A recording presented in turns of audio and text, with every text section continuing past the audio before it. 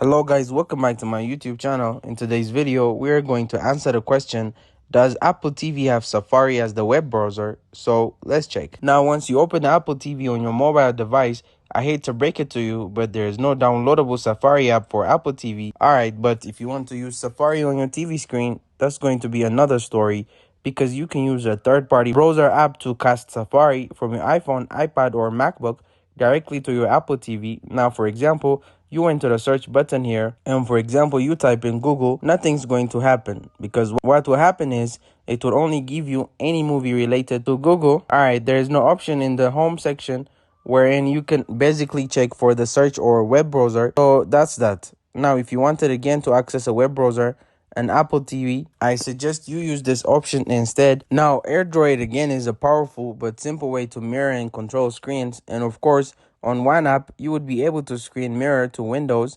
Mac, Androids, iOS, and Smart TV effortlessly.